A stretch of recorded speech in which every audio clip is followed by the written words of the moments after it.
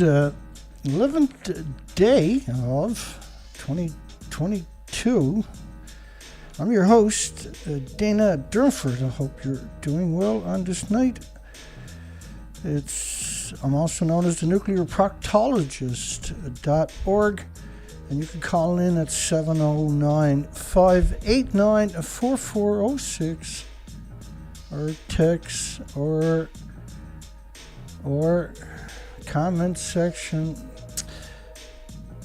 So we're going to start off tonight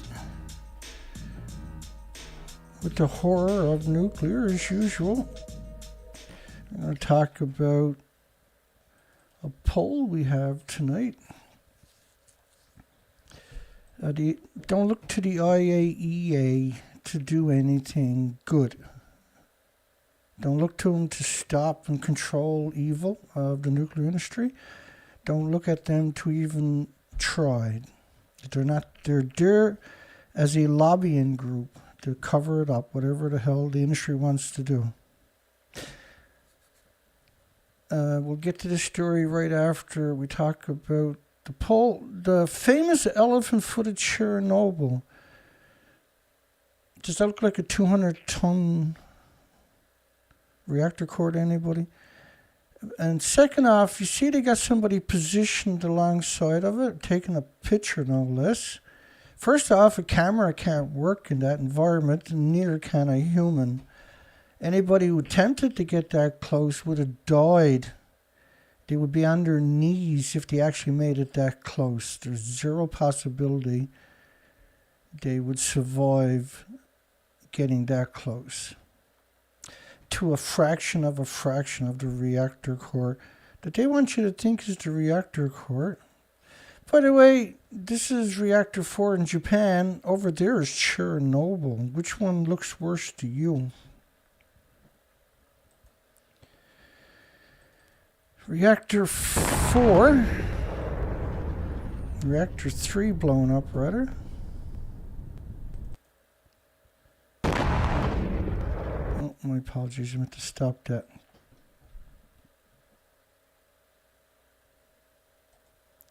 So we got a poll. Hi, everybody. We got a poll. Was the videos of journalists faking Japan's Fukushima Reactor 4 and Reactor 3 fuel pools heinously evil? It was supposed to be hideously, but I put down heinously. That'll teach me. Not.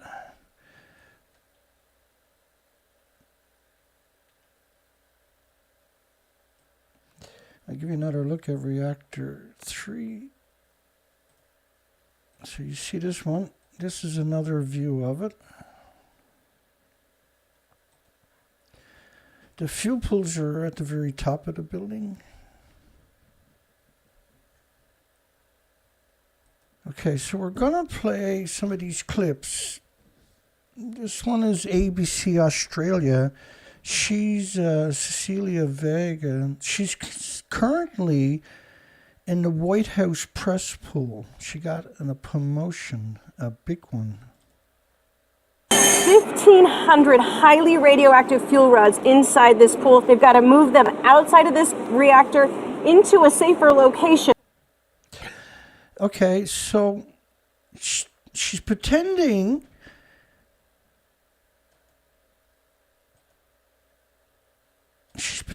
she's way up here looking down.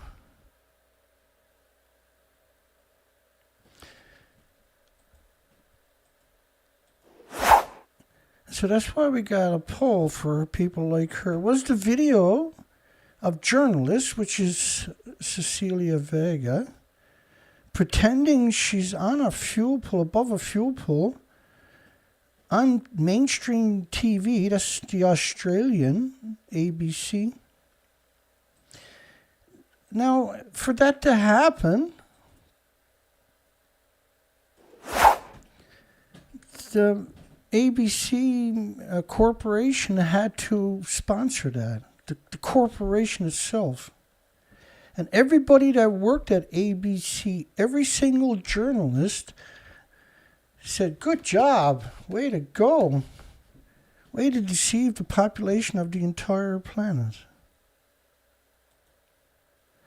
This was CBS, also PBS, Public Broadcasting, but CBS is the biggest media. ABC is the biggest media in Australia. CBS is the biggest media in America. This is Seth Dorn. He's actually a senator's son, pretending he's at the fuel pool. A rare look inside the damaged nuclear plant in Fukushima, Japan. Nearly 3 years after the earthquake and tsunami, the plant is still emitting radiation and likely will be for years. Seth Doan went inside to see the painstaking cleanup. This is what TEPCO wants us to see, the heart of the decommissioning work taking place here in Reactor 4. A hydrogen explosion tore off the roof of this reactor. At the time, Reactor 4 was not in use, but that explosion sent debris and chunks of concrete into this pool. Now you see what he's doing there? He's saying he's telling you he's on the top of the building that don't exist. Do you know of another incident where this has happened? I don't. There's no precedence.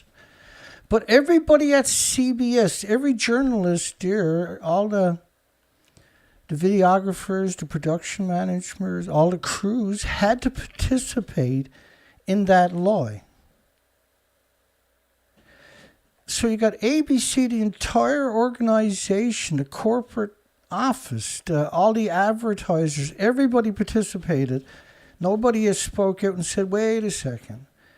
CBS, you had the corporation of CBS, all their subsidies, all their journalists. Not a single rebuttal showed up worldwide. This is BBC. BBC is the biggest media in Britain. So this is really why we've been brought here. Where I'm standing is on top of what used to be reactor building number 4. The whole of this building was blown apart by a huge explosion after the tsunami disaster. But down inside this pool behind me here... So again, here he is pointing down to a pool. And that's what the building actually looks like to your left over there. That's a Rupert Winfield Hayes. And in order for Rupert Winfield Hayes to put this up on their websites and on TV over and over and over, the entire corporation of the BBC, every single journalist worldwide that's seen that, and every single journalist at BBC had to participate in that lie for that lie to work. So you had every single journalists, all the budding journalists, all the lightings, the videographers, the production crews, the producers, everybody at ABC Australia, the biggest media in Australia, had to participate in the lie. It's the same for CBS. Everybody in the corporation had to participate for the lie to work, and they had to know the lie existed. And everybody at BBC had to participate in that lie for that lie to work. Each of these are the biggest in each of their countries, the number one media in each of the countries. This happens to be CNN. CNN plays an important role with the military-industrial complex, right? We are here inside Reactor 4 at the Fukushima Daiichi nuclear power plant that was severely crippled during the earthquake and tsunami of 2011, leading to the country's worst nuclear disaster. Again, you have everybody all the journalists, all the news reporters, all the editors, all the videographers, all the makeup, everybody had to participate in that lie. And no, it wasn't a lie for that to work, to get up on TV. Nobody worldwide challenged it, which is a lie. There was people like us. It was only one that we found. This is Helen Caldicott. Helen Caldicott wrote 14 anti-nuclear books. She's probably the most famous anti-nuclear activist, as she calls herself, worldwide. She has Physicians for Responsibility. 29,000 doctors sign on to another organization that she created worldwide, by the way. She's going to try to convince you that they're getting the water out of a pool that actually doesn't exist. Building 4 is also similarly fragile, and it's got a huge cooling pool on top with all its fuel rods, but they have been removing them. And it's been a very delicate procedure, and they've removed almost all. So if that collapsed now, I think it would probably be okay. Now, the pictures, two big pictures I put there. To the left is the fake pool, to the right is the real reactor. The top square, Helen Caldicott, is the video I compressed up in those two pictures. They're going to ask her, does it look like the building to the left or building to the right? Now, she's done this about 200 times where she come out and said they're getting fuel out of the pool in about 200 interviews. Ask you this. You've said that if the spent fuel pool in number 4 collapses, that you would evacuate your family from Boston. Do you think we would ever know the truth of what's going on there? And the reason I ask is because we've seen coverage in the national news media here in the United States from ABC News and others that take video cameras in, saying that they're being given exclusive access to number 4 in the removal of the fuel rods, which is said to have begun. And what we see in the video being shared here in America is a pristine interior building. It doesn't look like a building in which the top blew off in a hydrogen explosion. The Japanese are very tidy people, and they have, by robot control and by human beings, removed the debris from the top of Building 4, and it does look pristine. But it doesn't. You can't do that. You can't rebuild a building and call it the original building. If I take the tires off a car and I build a car that looks similar to it, I put the tires on the car that looks similar to it, and I tell you that that's the original car. No, I didn't build it, even though it's obviously somebody who knows nothing about building cars built. So she's defending the lie, claiming they did at a nuclear meltdown at lethal doses, no matter where you go there. Okay. This is spokesperson for TEPCO. He's in America at the Washington Press Club. The Washington Press Club. And he's going to assert the impossible by saying reactor 4 is no longer destroyed, which it can never be repaired because it's nuclear meltdown. It burnt and caught fire. There's nothing left. There's no reactor core, no fuel pools. They actually atomized and aerosoled, and anything that went melted down, which was a small fraction in that particular building, is gone down into the earth at enormous temperatures. So let's play him. Now he's at the Washington Press Club full of journalists.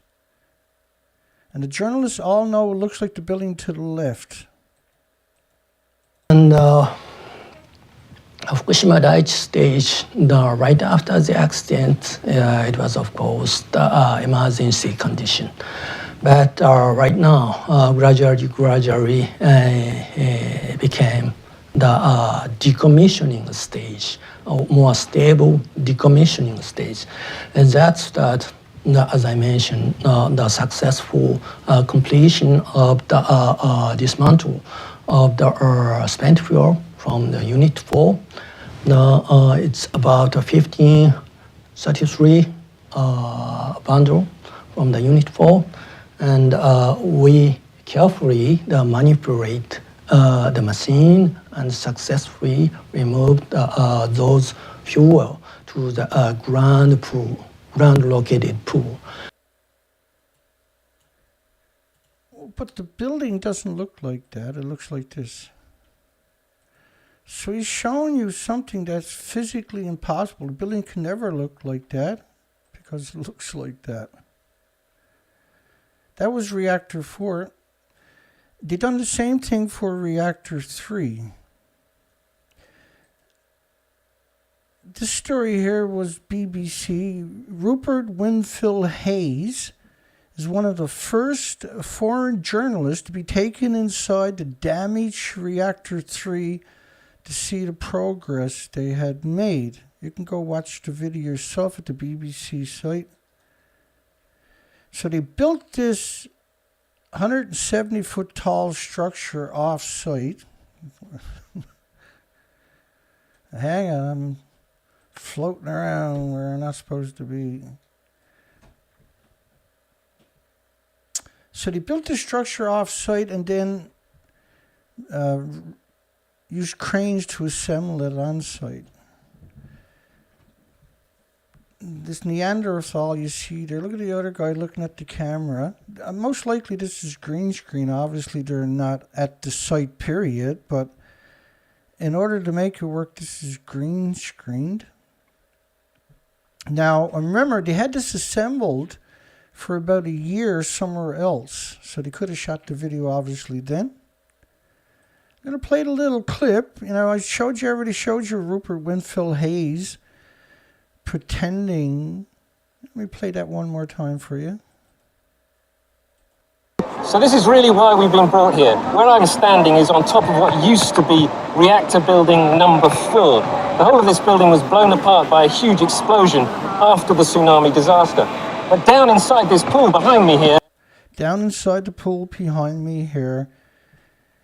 Okay, so now he does the same exact thing at reactor 3, which doesn't exist anymore.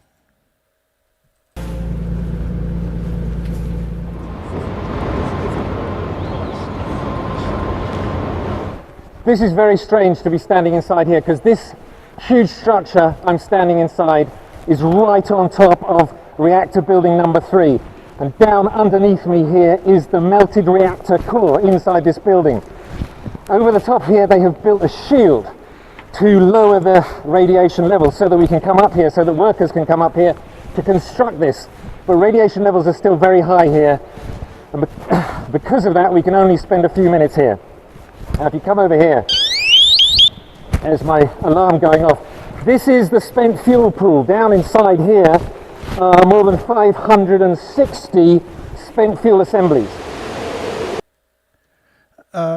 First off, there's decades of reactor cores there. So not only is the pool not... He's pretending he's on a building that doesn't exist, like he done in the other clip I showed you. But you can't do that without the entire media participating. Because remember, they ran these clips on TV. So Helen Caldecott, when asked about reactor 3, we already played reactor 4.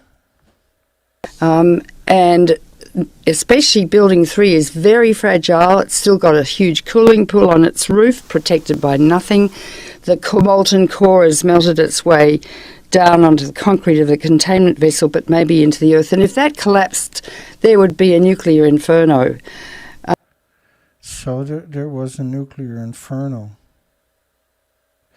Now, remember, she's probably the best-known activist on the planet with 14 anti-nuclear books, folks.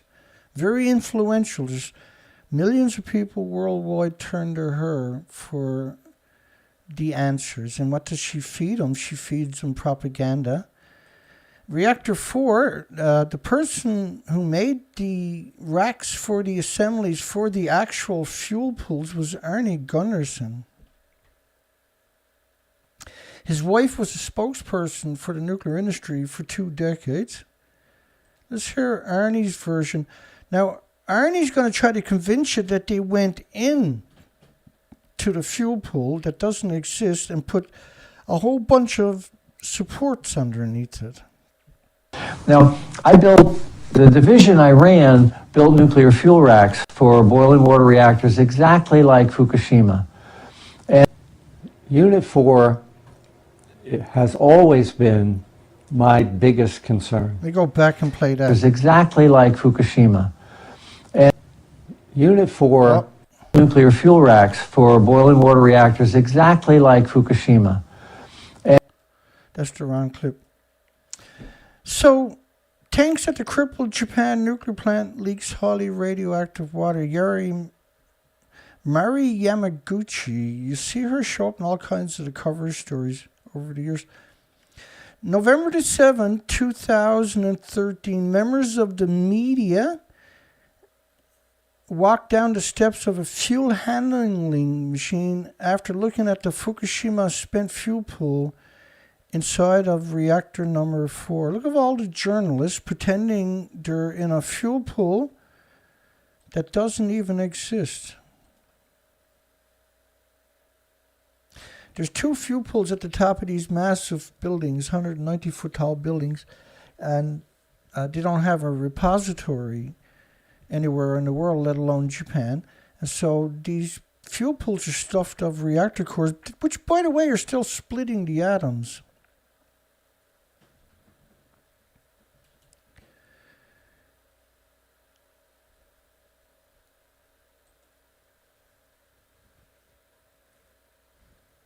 Let's keep her going here.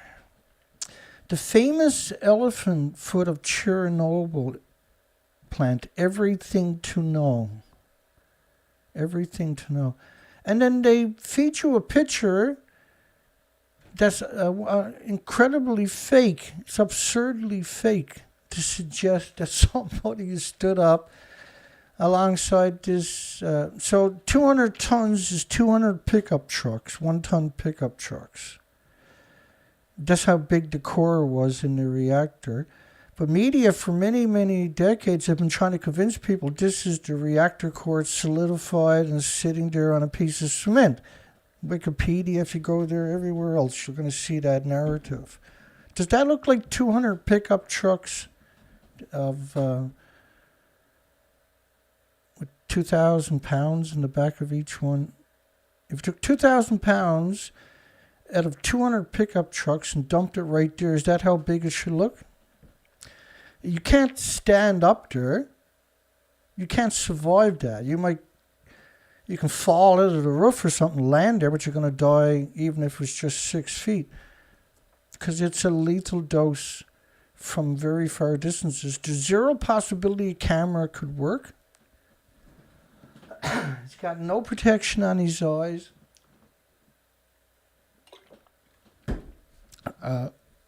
What I mean by that, you need like 4 feet of lead glass to protect your eyes from melting, because they would melt first.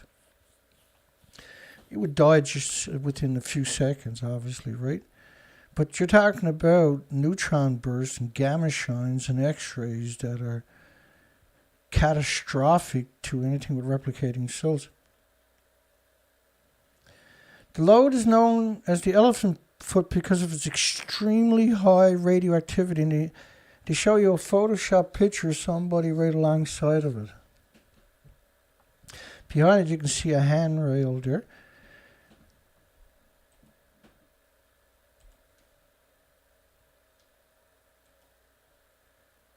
And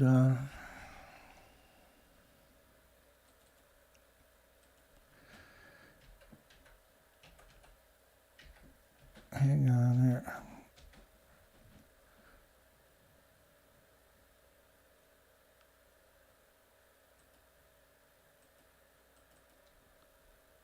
Some hard cases, aren't they?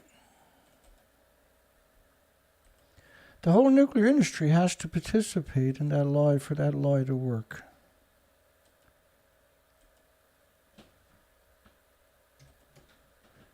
That picture's been around a long time. Or not a long time, rather, 10 years or something like that. So here's the original picture. So if you darken it, and you put someone right alongside of it, which in this case is me, then we can have both of us there pretending we're at the nuclear meltdown, right? But that's what you're looking at. You got them pretending that they're at the nuclear meltdown. All they done was took that picture and darkened it and then put somebody right alongside of it. And then claimed that this is real. The threat has diminished over time as a result of the radioactive components decomposition process. It's atomic decay is not a decomposition. It's not breaking down like foliage in a forest. The elephant foot is a pile of thick black corium, which is when it mixes with steel and metal and everything else. They call it a corium because but before it melts down and after it melts down, the biggest byproduct of the fuel, isotope-wise, is curium. It's meant to confuse anybody trying to figure it out. So then they named the meltdown a curium, which sounds similar but is spelled completely different. And the industry likes to poke at me whenever I talk about it. That has layers on layers of glass and tree bark on the outside. Tree bark. How does a melted reactor core inside of a reactor building get tree bark on it? Because that's they're trying to confuse you. That has tree bark on the outside.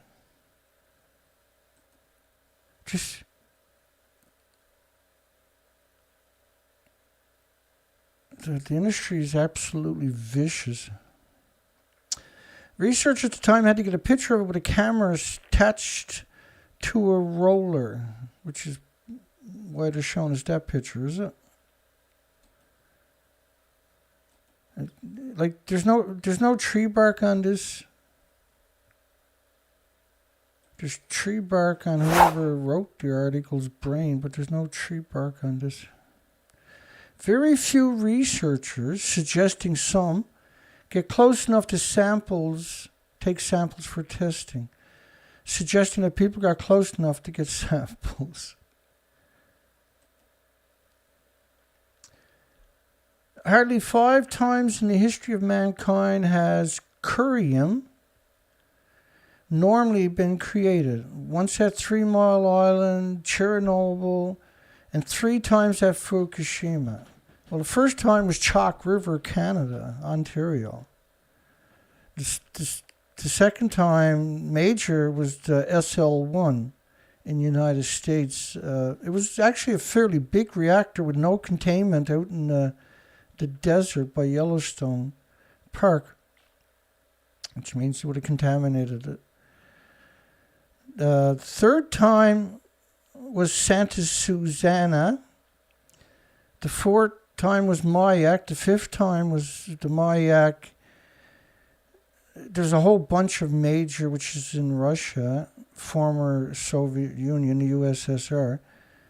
There's a huge list of these meltdowns. It's not just 1, 2, 3. It was 4 reactors and 8 fuel pools. Each fuel pool had multiple reactor cores. I don't know what the actual number was, 18 or 20 reactor cores. Each one of them were massive compared to Chernobyl and were complete losses. Edwin Lyman, who I absolutely despise, from the Manhattan Project rag called the Bulletin of Atomic Scientists, which was the Manhattan Project, and is staffed by people from the White House and the Pentagon and everything else, are on the board of directors, for God's sakes. And Leidman still claims Chernobyl is worse than Fukushima. Chernobyl was brutal, don't get me wrong. It was brutal, absolutely brutal. But it's nothing compared to Fukushima, unfortunately. That doesn't mean you got to disregard it. This is still a danger to the entire planet from 36 years of radioactive fallout. They actually closed 9,000 farms in Ireland, Scotland, United Kingdom. 400 still closed today. It was 9,400 farms, actually, which meant they were supposed to abandon Ireland and Scotland, United Kingdom. And Fukushima, they should have closed 120,000 farms in North America immediately and abandoned the majority of North America permanently. And now we have very few insects, very few species left a little over a decade later. We have no species left on the coastline from Vancouver to Alaska or to California. Due to the sheer lethal levels of radiation, is completely inaccessible to individuals. So why are you showing that picture then? And then the other articles that they wrote have nothing to do with science or reality.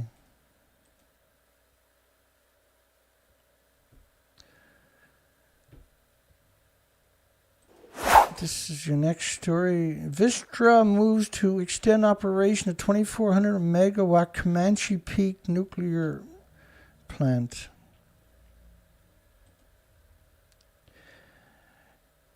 In a News Miner, which is a mining magazine, the mineral councils, like say of Australia, are unbelievably powerful and unbelievably murderous. It states that bids for the installation of a micro-nuclear reactor at Ellison's Air Force Base are out. So you can put bids on installing a micro-nuclear reactor that doesn't exist. Like the fuel pools of Fukushima, they don't actually exist. Or how about cleaning up the mess at Fort Greely from 1967, the mess, the meltdown.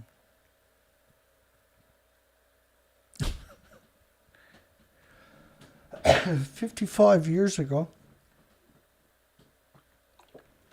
So I've been hemorrhaging into the environment for 55 years. There's no small modular reactors. Why are you putting out bids, taking bids for something that don't exist? So you can exclude all other energies by having these memorandum of understandings. The industry is controlling your planet and ruining your planet now and exterminating your planet. At some point, you're going to have to fight back. You realize that, right? This is not going to stop unless you stand up. This could never exist if you stood up. The minute the planet starts standing up, the industry crumbles immediately because they don't want to be found. It was like the tobacco industry, right? So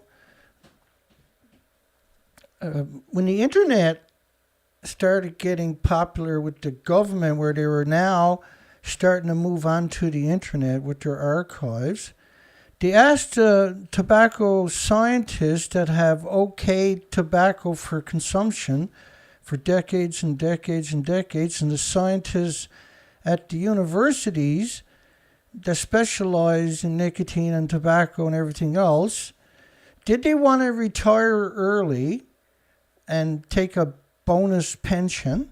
Because their pensions, I think, were boosted by 30 or 40% if they retired early. But if they stayed and kept their jobs as professors, their entire archives would go online, which meant we would see that they faked the studies and were responsible for billions of people dying. You know, it's over 110 billion people have died on the planet.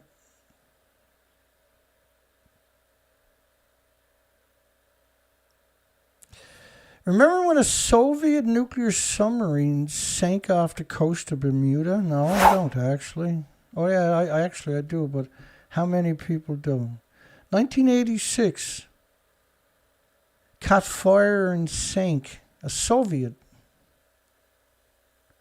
Off Bermuda, man.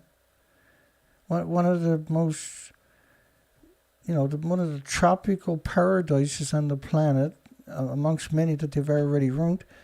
The sub's thermal nuclear warheads and nuclear reactors went down with the ship. That was something I was looking for. That was a couple of years ago, trying to work out how many nuclear subs, because they had a lot, man. The Soviets, they went batshit crazy with nuclear subs. The wolf of the ocean, you know. And that was pure terrorism, what the nuclear submarines are doing on our planet.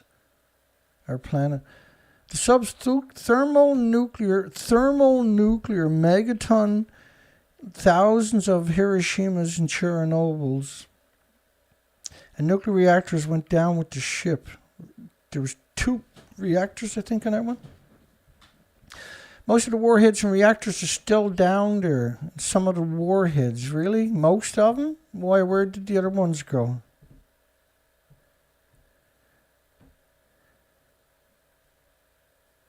And the missiles containing them were counted as missing 2 years later. Missing. The industry is so evil, it can't be anything but. There's no checks and balances, so its true face is always front and center, and it's hideous.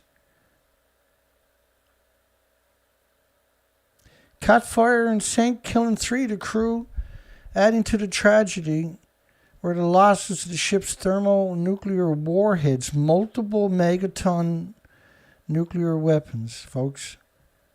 And nuclear reactors was threatened to unleash an environmental disaster if they are not someday recovered. We got a study from, I think it was Norway and Russia, looking at a Russian sub that sank, apparently was scuttled, with 2 reactor cores and multiple nuclear weapons. The study claimed that the ocean wouldn't break down the hull of the nuclear submarine for more than 1,000 years. It's such an absurd, but it was published. It's published as a study, and there was no rebuttal. It was peer-reviewed and published. And the independent university said, no, the submarine will not break down for at least 1,000 years.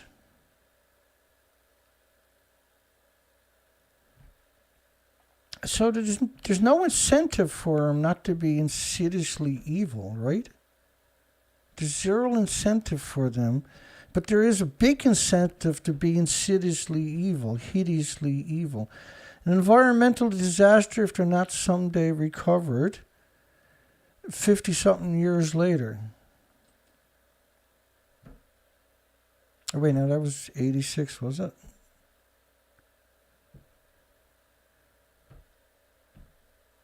$35 years later, whatever. K-219 was a Yankee-class submarine, a NATO.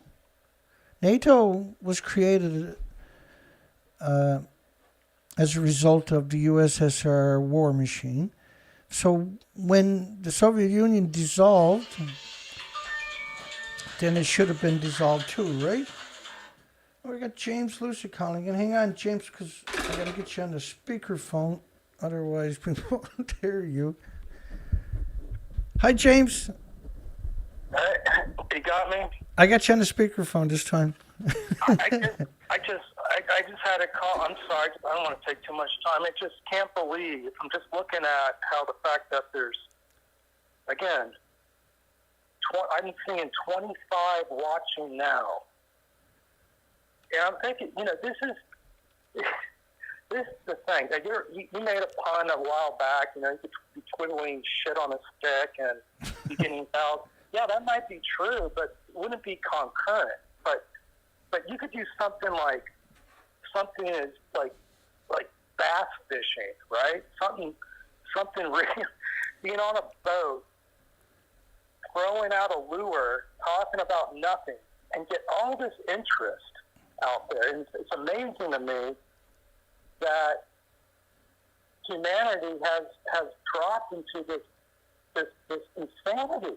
So the biggest issue going on right now is what you demonstrate. You're presenting such a great content. The content you do, Dan, is so amazing. Thank you. I'm telling you, you could. I mean, people need to learn from you on just what you're doing. I mean, think about all the corporate dogma training that goes on out there that people have to focus on. But what you do, this is the material so amazing, yet what we got, 20-something people watching. And, you know, it's you and Kevin are the only people in the entire planet, apparently, addressing the issues that can explain everything that's going on. That's crazy. And so I'm just trying to vet this. Today, I actually see on YouTube a meeting of the head of the IAEA. What is his name? It's like Raphael Grossi. That's right. Yeah. Ralphie. Yeah. And they have a meeting with Putin. He has a meeting with Putin, right? So I'm watching this. The cameras are on, so it's automatically you're thinking in your mind like, what it took to make this happen is not carbon free. Whatever it took, you know. Yeah. I mean, the camera there and everything else. I mean, this took a lot of coordination. So they sit down, and Putin's just kind of staring at him, and you know, he's saying something in Russian, and they don't translate it. But then Ralphie talks back, and he's like, you know, I'm watching this dynamic. I'm thinking to myself, like, this is so weird. This is so strange to see the IAEA in Russia talking to Putin right now, of all time. Because they're already over there at the Big Z, which the Big Z's in Chernobyl. It's not in Russia. Yeah, it might be under Russian control, but if you're the UN, then you shouldn't recognize that fact because you're supposed to be on Ukraine's side, right? That's right. What the hell is going on here? And so here they're talking, and this is where it gets crazy. It's like Ralphie was telling Putin, like, you know, we know that Russia's been a big part of nuclear energy for a long time. It's like this history lesson. And again, the cameras are on. So it's like you're thinking in the back of your mind, like, what is this all about? And then this is where it really gets crazy. I couldn't watch it any further. I had to turn it off. I had to X out of the window when he's like, you know, because climate change is real important right now. I'm thinking, these two people know the scam. These two people know the scam. Oh, yeah. Oh, 100%, man. So I mean, seriously, like, if they were really think about it, they're in a secret room when they're not filming. They know that the public's not going to watch this. There's no hidden audio that's going to cause a stir like what's happening in LA County right now. Yeah. But would they really bring up climate change if they're having a serious conversation? Do you think they would actually say that word? No. Hell no. Of course not. So it's like, here we have Russia, IAEA, UN, quote unquote, the good guys, talking about climate change. And they're both in on. There's nobody gives a shit. I freak out every time I read it. I freak out every time I read it. Like when I hear the word climate change, and it doesn't matter what you're talking about. It could be hockey, no matter what it is. Not that I watch hockey, but it could be any subject, and they'll put climate change in there. Right out of nowhere, right? Oh yeah, it's incredible. Happy birthday to you. Too bad about climate change, right? It's it shows up everywhere, and I'm sorry. Go ahead, James. You know, the average person actually, I think, really kind of buys into it, even now. Oh yeah, man. The big Z is like, oh well, it's a big problem. You know, the IAEA said to Russia that it just takes, you shouldn't shell at this place. You shouldn't fight a war at a nuclear power. It's like, oh great, thanks. Now there's bear shit in the woods. Can you tell us that? I mean. And it's like, well, hasn't anybody learned from this that maybe it's probably a bad idea? Because I'm telling you, the average idiot out there that's pro-nuclear, that thinks that nuclear energy is going to be a way to fight climate change, I mean, for one thing, they're probably on their 5th booster by now. Oh, yeah, for sure, man. These people really don't understand that all nuclear energy is doing is boiling water. It's boiling fucking water. That's all it's doing. All that work to make a fuel pellet to put into these crazy fuel rod arrays to just warm up the water to boil to make It's some mad. steam. Are you kidding me? It's mad. I mean, tell these people that for the first time, and they think you're a conspiracy theorist. They really do. They're like, oh, no, that's a conspiracy theory. No. Nuclear energy is breaking the bonds of elements where the electrons are going in a coherent fashion down a pipe. It's really elaborate, man. No, that's not boiling water. It's not doing that. Like, dude. No, that's all it's doing, man. It's boiling water. That's it. And it's like, still, at that point, these people, it's like the people that still believe in the narrative of 9/11. It's like they partition reality. You brought up reality earlier. And it's like, yeah, that's what it is. It's like people cannot break that cognitive dissonance of understanding that you've been lied to. Nuclear energy is a hate crime. It's a hate crime. You know, I mean, I don't know what to say. It's weird. It's weird hearing somebody else say that. By the way, nuclear energy is a hate crime. I use it quite a lot, right? It certainly is. It is such. It's hate energy. It's hate everything. It is the worst thing. And I don't know what's going to take. I mean, obviously we got 20-something people interested. Out of that, probably Craig's watching. You know, he's an abomination from the nuclear industry. Trying to how does somebody get around on YouTube with a username of Debunked Kevin and Dana Durnford get away with it? This with is all Craig. The cyber bullshit and all that other stuff. Like, no, it's cool with him. Like, you know, I'm doing a folder on Craig, by the way. I got Craig now at this stage, so I'm doing this folder on him, and I was at it again the weekend, and I got 300 videos to get through that I collected up with his comments on it, 300, but I only got through 10, and out of those 10, I got over 310 comments. Now, I didn't take all the comments, just the comments where he was blatantly lying. I got 310. But I got 300 videos in a folder. The right lawyer in the world, I'm just saying, the right lawyer in the world will look at this and analyze, like, oh, yeah, that's great. You know, Kevin are billions right now from settlements over big tech harassment. Holy shit. Yeah, like that eBay last night. I don't know. I don't want to. It's true, though. It's totally true. Absolutely. Like, but anyway, I hear you. Before I let you go, that I'm assuming that once I get through the 300 videos, I'm going to have probably 9,000 to 12,000 comments from Craig using my name to assault me. It's really something, right? To demonize me. I don't think he doesn't have the stamina for that many. I think he does. I gathered up 300 videos with his name, where he's using my name underneath it. I don't know, right? Who knows for sure? We won't know till we do it, obviously, right? But it seems he's being used by the industry as a stupid idiot. That's the thing that's so sad about his life. You know, it's so transparent. Well, like he learned all this information from the 50s and 60s videos on YouTube. There was this guy done an interview with him.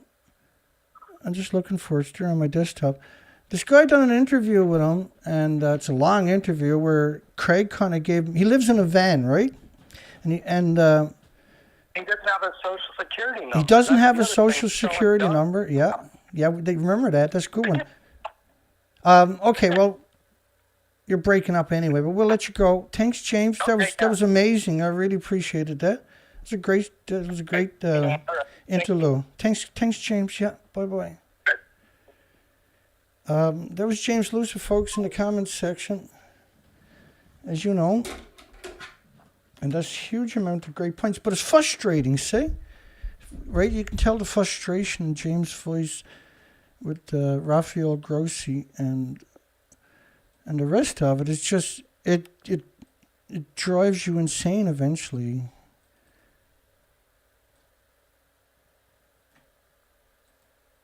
Let me see here.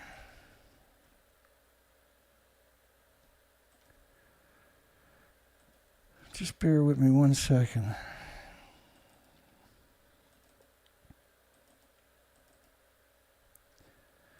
Bear with me 1 second.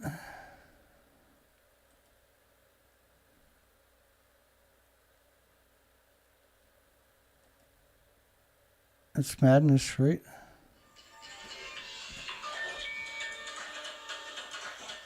Ontario's calling us. Hang on. Yeah.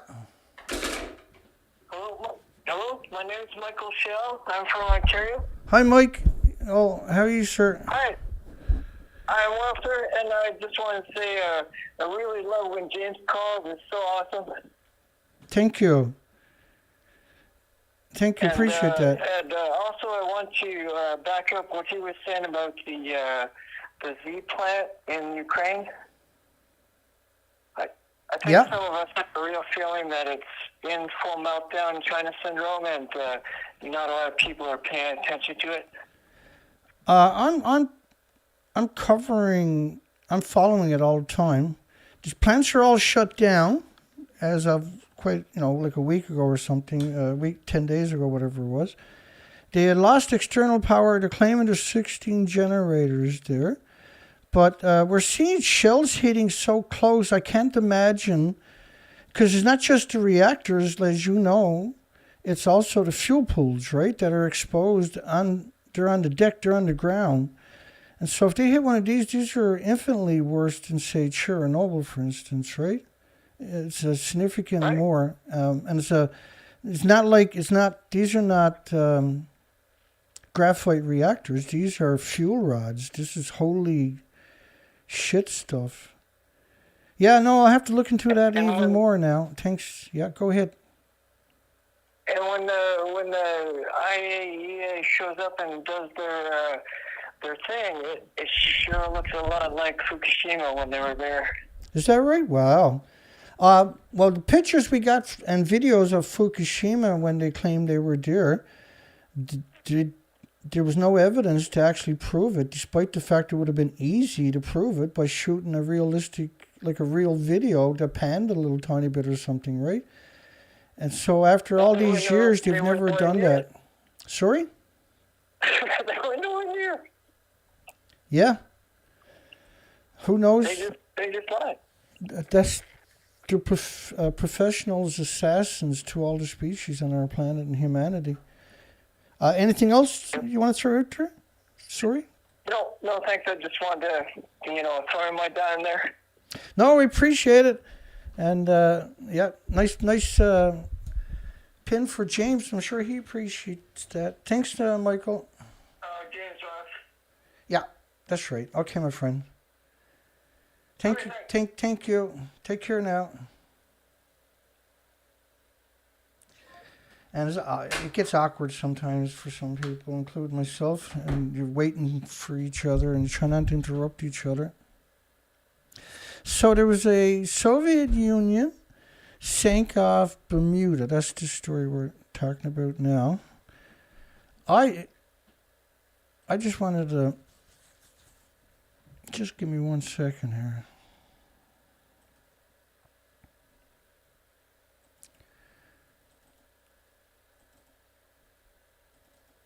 Okay, then it has to be that hard drive. Let's try that, hopefully.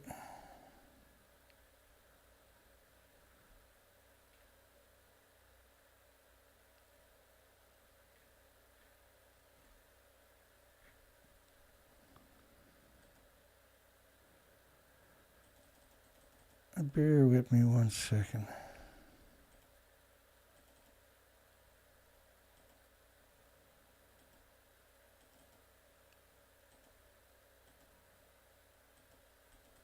No, I can't find what I'm looking for. That's a bit of a problem when you got as much as you do, like myself. Oh, wait now. One more try.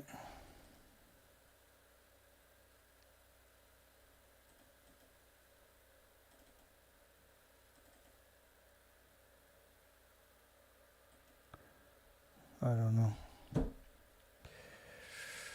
when I'm live, it's a little harder to search the other. I will quit. And okay, so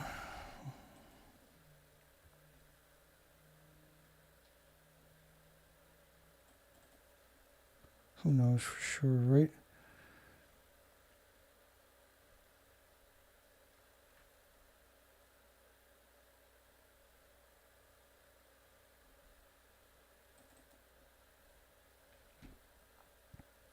That's now remember at the Pentagon on 911, the building didn't collapse until about 35 minutes later. So there was only a little hole for the plane to go through. And as you can see, a plane can't fit into the damage at the building. There was no wreckage found at the site. And it was the same thing with Shanksville, Pennsylvania.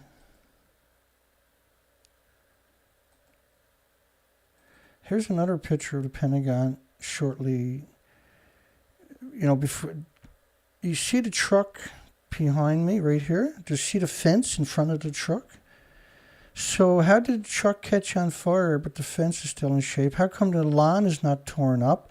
And the circle is where the plane originally allegedly went in. So that big plane there allegedly went in that circle. So when James was talking about how they covered up 911, he's referring to stuff like that. So that submarine, way back in that day, was 420 feet long. It had two 790 megawatt nuclear reactors. And it scuttled and sank off Bermuda, where everybody likes to go on vacation, and it's still out there hemorrhaging radiation from multiple thermonuclear weapons on top of that. It sank deep enough that the hull would have collapsed. NATO nuclear deterrent. So NATO is not, there's no checks and balances for NATO. Yeah, America allegedly controls, but there's no checks and balances. It's NATO. It's a 30, or is it 32 now because of Finland and Norway? And if they absorb Ukraine, then that means Russia's at war with NATO. But of course, NATO is supplying the weapons to Ukraine, or Ukraine wouldn't even exist. Yeah, the 31st and 32nd members was Finland and Sweden, rather. I'm brain dead today.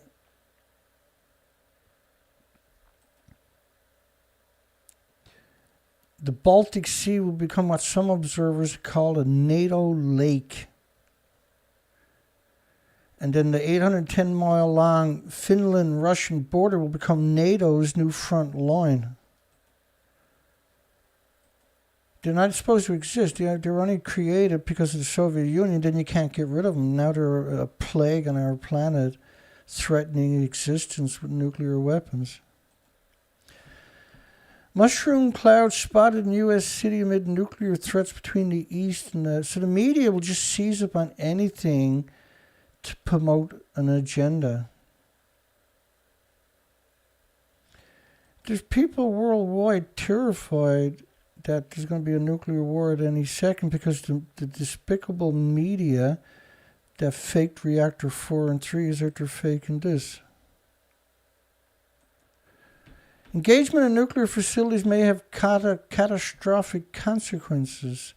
Indian piece of shit Prime Minister Modi to Zelensky in Ukraine. Endangerment, rather, of nuclear facilities may have catastrophic consequences. But if they blow up the nuclear reactors, and we've already covered their cover story last month a couple of times, was they claimed the radioactive fallout won't go outside the local area.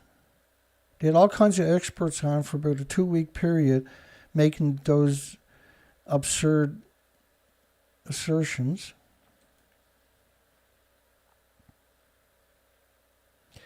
Prime Minister also reiterated the importance of respecting the UN Charter. The UN Charter, which supersedes everybody's sovereignty worldwide, yet has no legal abilities to arrest you or fine you or something like that. But it's like a bully. If the bully tells you to do something, despite the fact that it's illegal and you're a kid, you're going to do it because you don't want to get beat up. That's what NATO is. Except they're murderers. They're mass murderers. And that's what UN is. It's 195 militaries. And it has an organization for everything, including UNICEF, by the way. Did you know UNICEF was the despicable, disgusting UN? The despicable... Everybody that ever worked at UN are absolutely hideous monsters, insidious, monstrous, evil entities.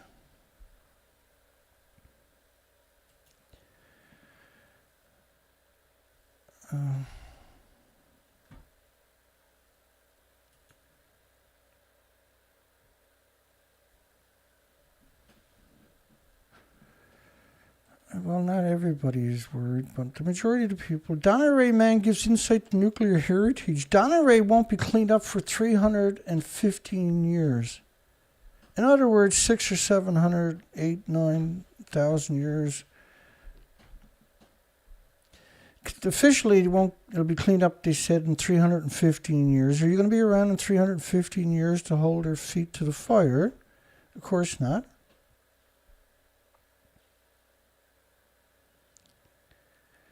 So he's claiming Donna Ray Mann doing a lecture for the nuclear industry, by the way. He's not a Donna Ray Mann per se, he's the nuclear industry.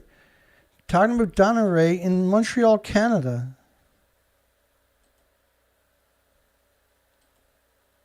As soon as you look at him, unfortunately, because we're talking about nuclear, that's scary as hell. The United Kingdom Civil Nuclear Heritage. Work being done to safeguard the nuclear heritage, which is a catastrophic site full of nuclear waste. It's going to take 315 years to clean up. They're there to paint it as a rose, as a pretty picture. Held in the University of Quebec. He covered the heritage activities he has managed at the nuclear wasteland known as Donna Ray in the United Kingdom and Scotland, which is the UK. It was a fuel fabrication facility, mixed oxide fuel site. So the release is surrounded by farms, and it's in a community on top of that. And the releases are catastrophic to all species and all humans that are within 500 miles of it. The initiative was started in 2017. In order for, right, because they got 315 years to keep the cover story alive, right? So they have a huge budget allocated to going around regurgitating propaganda. But at a university, allowed a degenerate like that to come in and brainwash the students. So these are schools of mass destruction because there's many like him that came through. He's the acting non-decommissioned authority heritage officer. The Nuclear Decommission Authority is what the NDA stands for. We call them non-decommissioned authorities because they've never decommissioned anything. They've got little puppets like this running around painting pictures of something that doesn't even exist to cover up the hideousness of what does. The significant efforts are being made to safeguard the UK's civil nuclear heritage for future generations. You got to worry about that. You can't clean it up for at least 315 years, according to the experts, if ever. Nuclear is not supposed. The only heritage nuclear got is evil. Look at the useful idiots that showed up.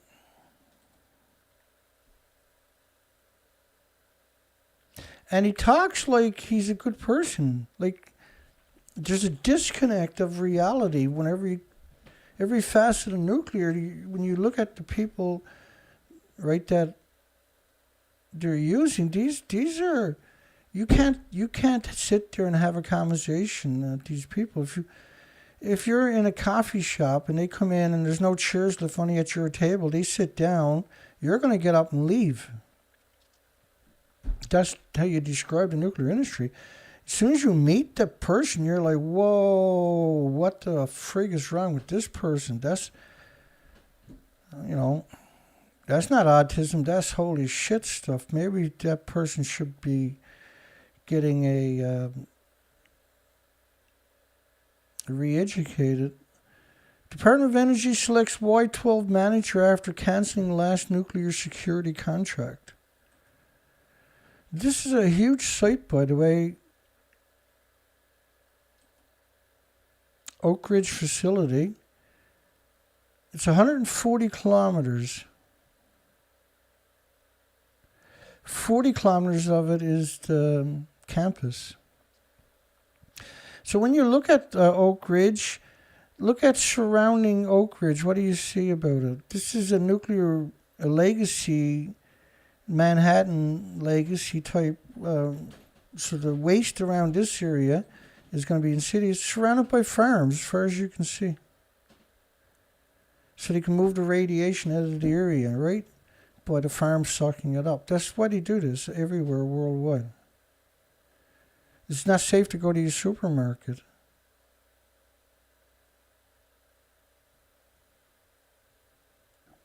Nobody on the planet is acknowledging what I'm showing you there.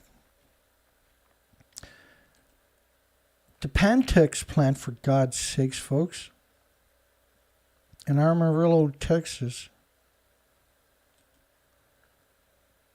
manufactures parts for the nuclear weapons deterrent, stores nuclear material, and provides enriched weapons-grade uranium to the U.S. Genocide machine. It was built as part of the Manhattan Project. The previous contractor, B&W, was fired after anti-nuclear protesters, which was the Plowshare 7, broke into the facility in 2012. Some of them are still in jail today for breaking in and spreading blood on some of the objects there. And the judge threw the book at all of them. It's the nation's sole facility for final assembly dismantlement, which you're talking about some nasty stuff now, and maintenance of these genocide things you can't use. It's so stupid to use all your precious metals and resources and on nuclear industry. It's such a stupid... everybody on the planet will regret this in the near future.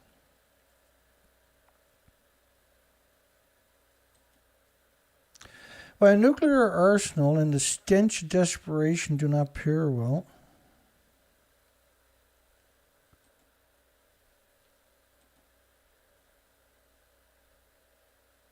Like Cold War youth. An incident from the Cuban Missile Crisis reminds us how close we came.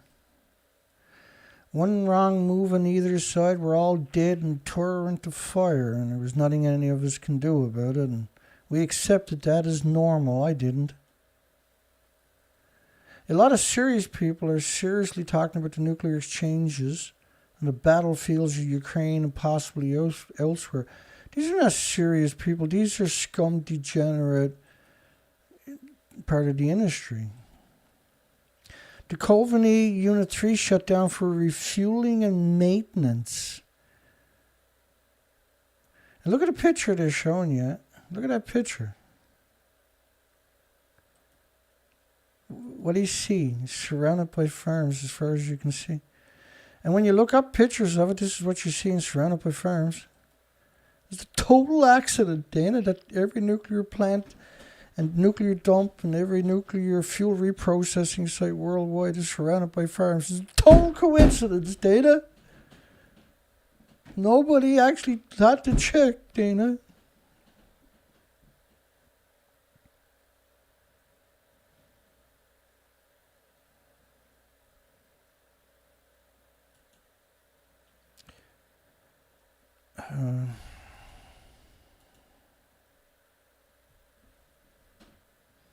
We got a poll tonight. We explained it at the beginning of the show because that's what I done. Was the videos of journalists faking Japan's Fukushima Reactor 4 and Reactor 3 fuel pools heinously evil? Well, I like again, I meant to put down hideously, but I didn't have my glasses on, so I done spell check. So we got a pretty resounding 92% voting that, yeah, it's criminal, right, what they done. It's criminal to have a nuclear power plant in prime farmland. Do you think that's an accident, folks? Anybody on this planet? Unfortunately, because now that I mention it, unfortunately, but because I mention it, I have a responsibility to make sure that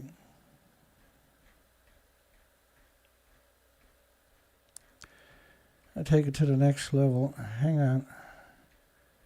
Because it's so important when we talk about nuclear power plants and farms, right? Because there's zero possibility that they don't understand the accumulation of radiation by plants as a monitoring system. So when you're talking about food and you're talking about nuclear, I'll just do a few for you. Why is every nuclear power plant surrounded by farms? They're all hemorrhaging radiation, particularly from the spent fuel pools, because they're still splitting the atoms for millions of years. And that there's endless studies showing that they suck up radiation, like the tomato plant studies. And cows, and homes and farms. That's the typical, usually farms, but cities and homes experimentally determine translocation of 134 cesium in potatoes. Experimentally. All power plants are hemorrhaging radiation that looks just like that all day long from the fuel pools. That's exactly what it would look like if you could see it. It's insidious how much fuel or atoms, dangerous. Each atom can cause a person to be terminally sick in increments over time.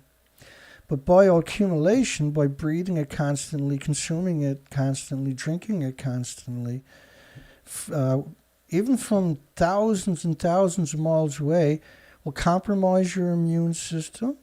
It'll make you incredibly susceptible to pathogens and viruses that were normally harmless and innocuous and benign. There's 1,800 illnesses. You can't eat the fruit. You can't eat the vegetables.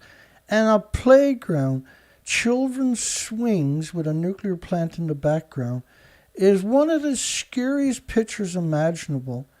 The implications are catastrophic for whoever's children is sitting on that. Taking your children near a nuclear power plant should be considered child abuse. It would be in a normal world. Why are they all surrounded by farms when there's thousands of studies showing that stupid idea? Do you think that the farmers... Now, if I go there, get out of my car, and walk over there and take a picture, security will come and check me out and call me a terrorist. But the farmer goes there, they'll actually, if his tractor breaks down, they'll donate the money for him to buy a new one.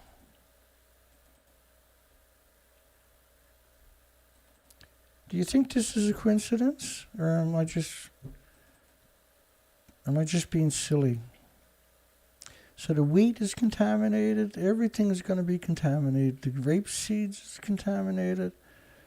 All the plants is contaminated. And they know this because they got endless amounts of studies showing them that putting a nuclear plant in farmland is idiotic.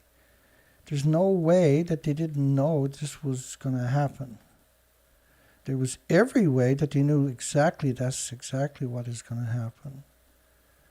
There's zero possibility that I figured this out and nobody else did.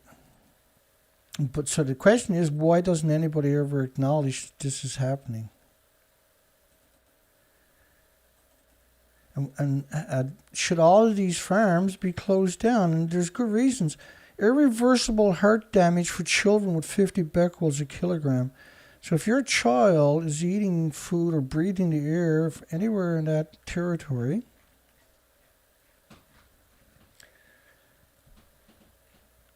that's a terrible, terrible, hideous, frightening reality.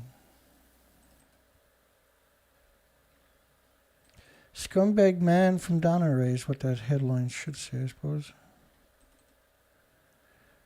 Let's get past that.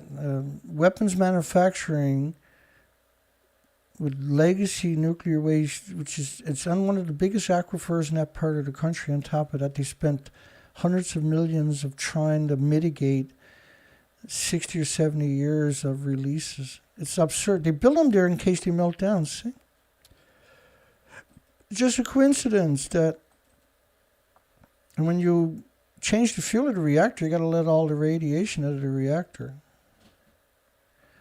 Not only that, the fuel pool now is getting another massive amount of fuel that's still splitting the atoms at the same rate as it was to boil power for 1 million homes. Each day, that radiation is released into the environment. So 365, after 1 year, after 365 days of putting the fuel in the pool, the same atoms that would have boiled water each day are released into the environment for 1 million people. Next day, another 1 million people worth of radiation is released into the environment. What I mean by that is 2 million atoms to boil, or 2 million atoms on the head of a needle, you can't see it. So how many atoms do you need to boil a glass of water? It's a stunning amount, folks. And then how many atoms do you need to boil water for 1 million businesses and universities and malls and stadiums and everything, and schools and that, people each day? Well, each day those atoms are released from the fuel pool. So 18 months later, when you put more fuel in the pool and change the fuel from the reactors, that's still splitting the atoms into the environment. It never goes away. It's a perpetual disease factory, see? Yeah, lots of fun in this subject, isn't it? It's a great subject. Never a boring moment around here. Severed Edge nuclear fusion plant bid falls at the final hurdle. Well, they want all this money for something that they can't produce. It's a stick-up, right? And the children in the schools and the hospitals are the ones that pay for it by them becoming dysfunctional and not having schools or hospitals built in order to fund these perpetual disease factories, when renewables curb stomps them every year. Last year was 333 nuclear power plants where the renewables came online. Large power plants where the renewables. 291 gigawatts in 12 months. And the year before was 262 gigawatts.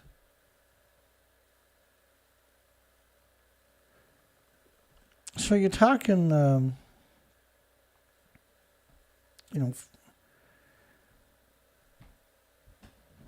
talking 300 or 550 nuclear power plants came online in 2 years of renewables. And because they're suppressing the storage, like water batteries where you build 2 reservoirs, fill up both of them, and excess energy, you pump water up to the top one, right? That's like storing energy. So you got 8 hours of peak power each day, or it gets you through the night cycles easily. And then you can use the grid to continue to fill the reservoir up if you have a doldrum.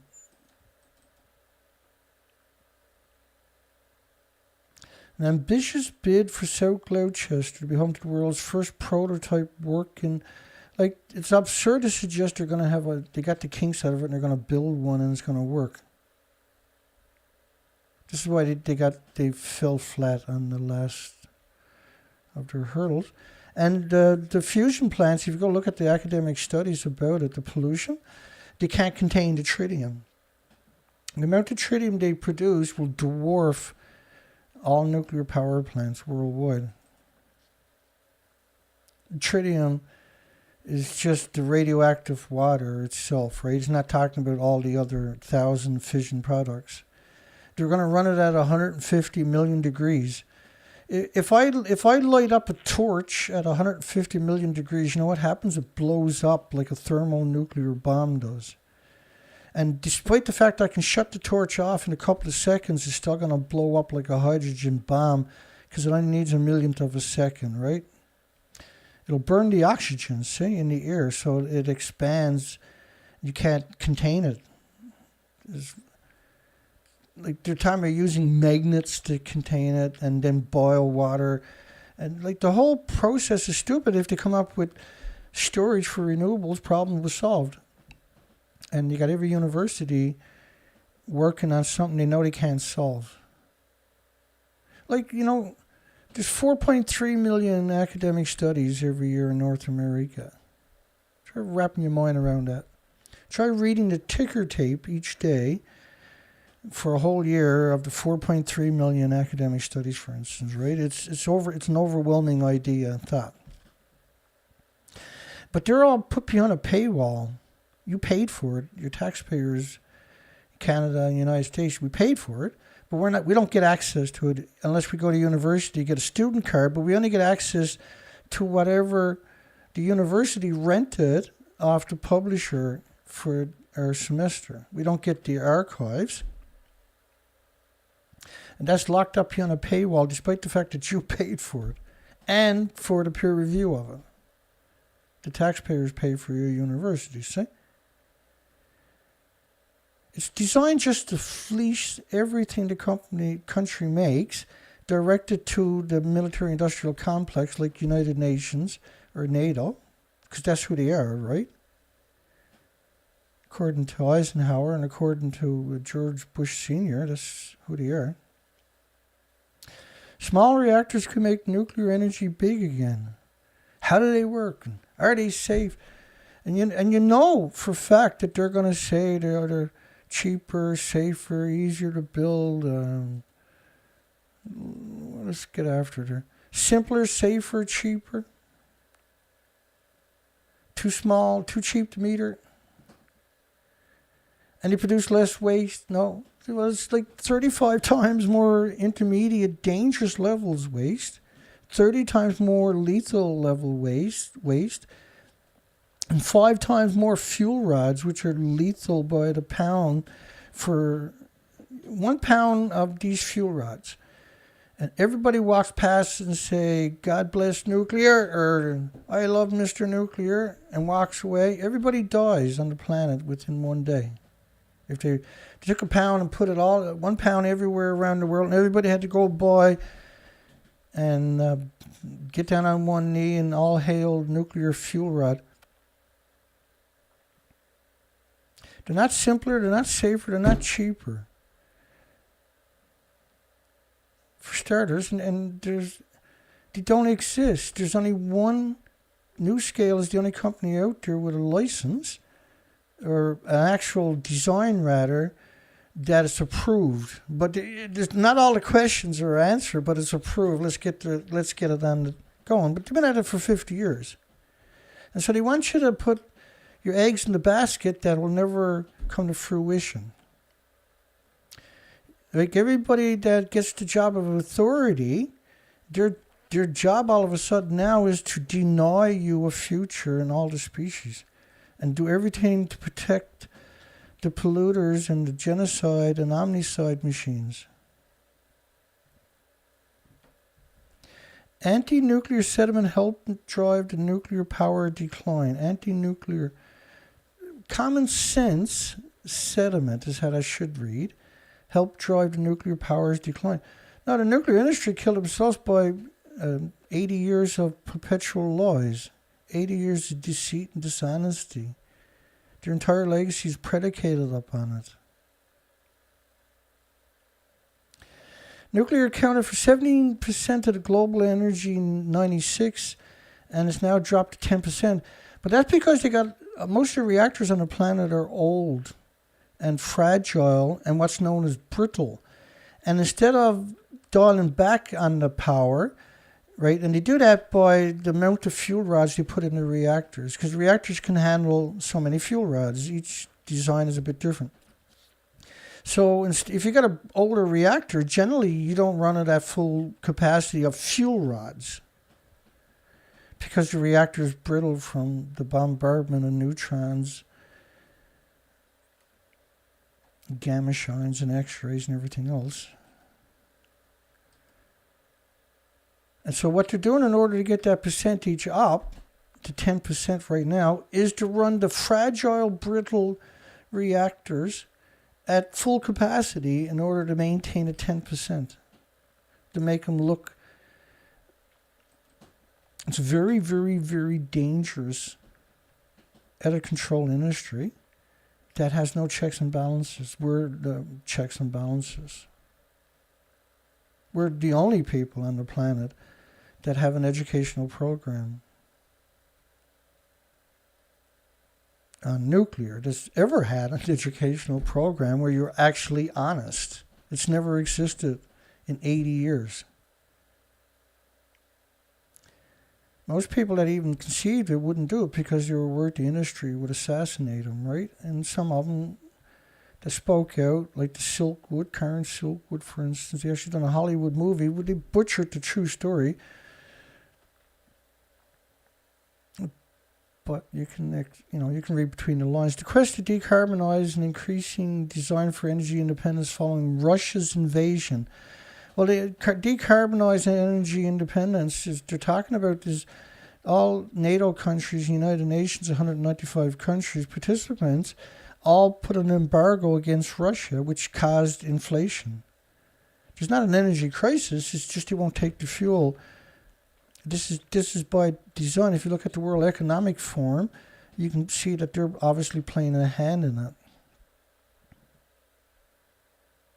So Putin and Vladimir Putin, Angela Merkel, Justin Trudeau, and lots of past, present, and future leaders have participated in young global leaders, what they call a program. Klaus Schwab's, and I'd done a presentation on him a while back that articulated that making nuclear energy a more attractive prospect, because Europe, now they're going to give you the same assertions, and just, by the way, that is World Economic Forum Day, and I kind of forgot that. So they're using the fact that the EU, which is being sued for claiming that nuclear had green attributes. The fission splits the uranium atoms, get a load of this, into smaller atoms. I've never heard it explained that way before until the last week or so. And that's twice we came across that. Inside the reactor. And then when you take it and put it in the fuel pool, it's still splitting the atoms, and that's smaller atoms. It's a perpetual machine. That's why it boils water. It's a perpetual machine. When you take it out of the reactor, the containment, you release all that radiation at the one time. This is what you bring in 1,000 external workers, temporary workers for the fuel change.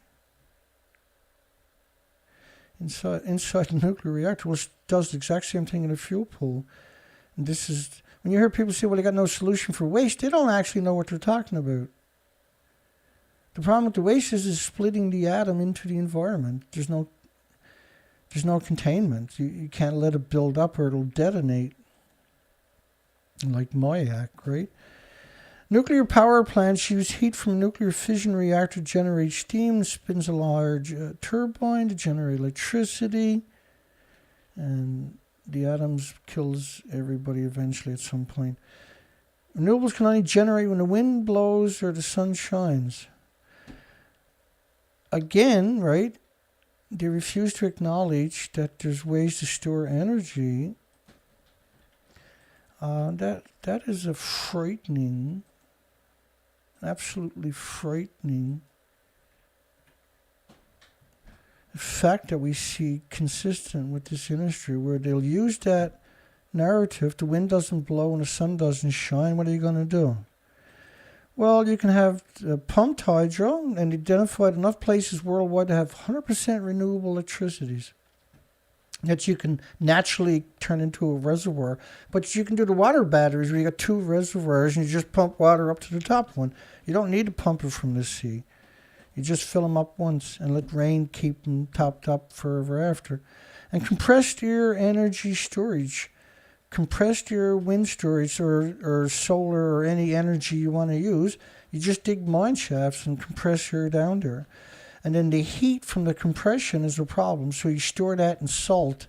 So when you want to unpack the air, you can expand it quicker by using the storage of the heat and salt, which can hold the heat for up to 2 weeks, up to 500 degrees. I know what you're saying, Dana. That makes too much sense. Why do something like that? Well, there's a company in the United States currently doing it, and it's going to make 3,200 megawatts for 8 hours, and there's no toxic parts, and it's good for 50 years. And you can recycle everything there. And it'll do peak power. It's designed to store peak power, right? Well, it's the same with this one here. They got the money, $54 million to do compressed air storage. That's 2011, by the way. Nuclear power and other fuels like hydrogen can provide... Hydrogen, of course, you can't contain it in the tanks for very long. It'll just seep through the actual metal of the tanks. Reliable backup power to overcome these intermittency issues. So now they're claiming you got to develop something that don't exist rather than use something that does.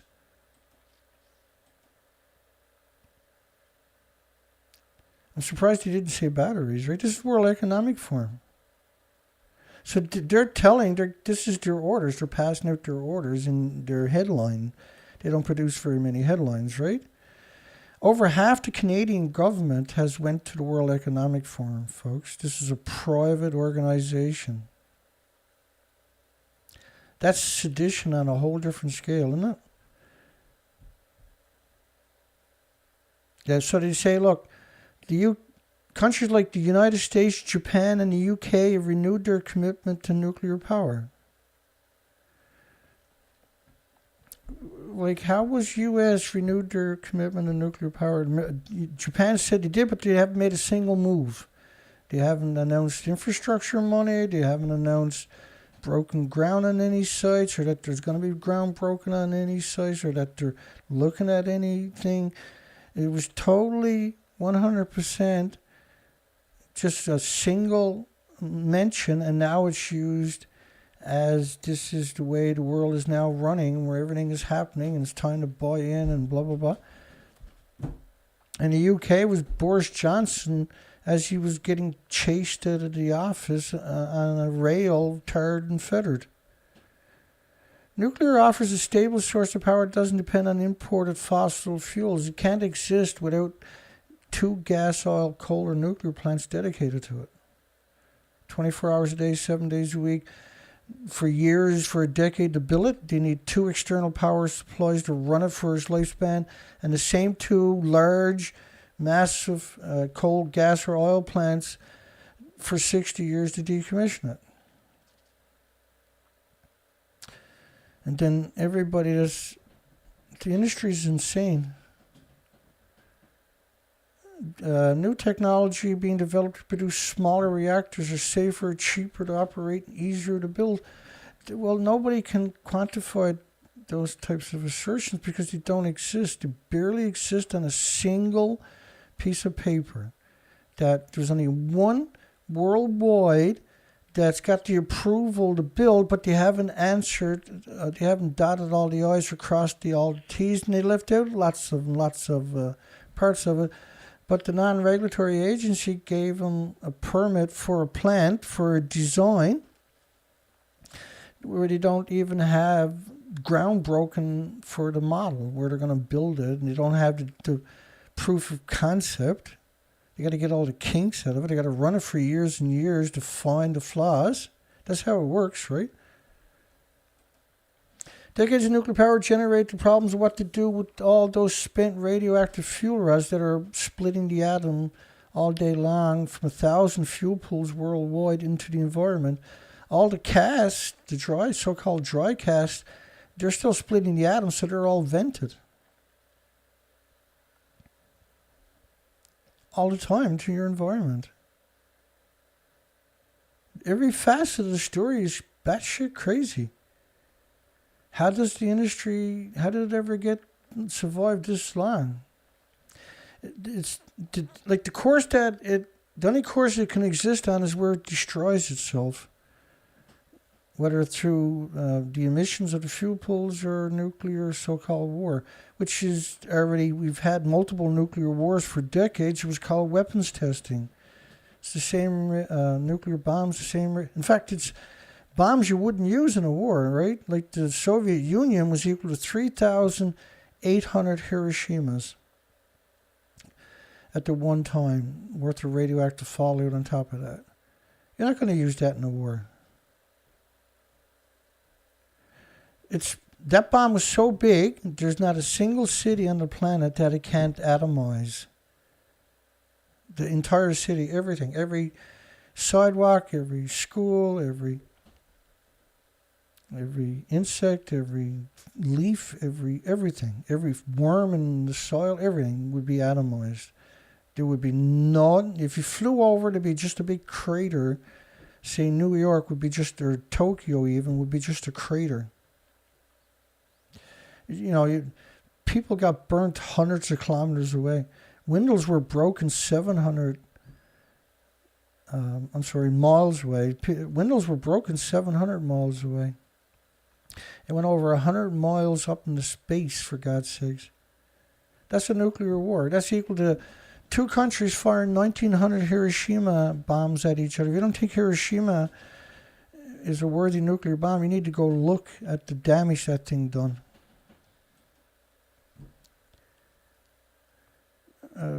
As with nuclear power plants, they don't emit greenhouse gases, that's all they do is emit the greenhouse gases. That's the problem with the nuclear industry, isn't it? I know why people don't do shows like this, because it's so freaking hard to get through a handful of stories because they tell so many lies. This is a plume model based out of France, Fukushima, after 16 days. So within 16 days, the whole planet is covered in permanent radioactive fallout. Which is what happened. The model was based on venting, which couldn't have been done because over 600 kilometers of coastline was up to 10 kilometers inland was swept out to sea. There was no infrastructure, so they could vent anything. That plant, the entire plant site was ran through with a massive tsunami at 700 kilometers an hour. There was nobody doing jack shit. That model is not based upon, in other words, not based upon the inventory for each of the reactors and their fuel pools. It's not even a fraction of it. There's not even a fraction of a % of it is in that model. You should be panicking. You should be getting educated and finding ways to throttle this industry. And so here's the World Economic Forum. Not only are they too cheap to meter, they support global efforts. Wait now. Cheaper, safer, easier to build. They cost less. Quicker to build in conventional reactors. You generate less toxic waste. Like It's 5 times more fuel rods if you scale it up to the same megawatts. It's 5 times more than a large reactor the same capacity of fuel rods.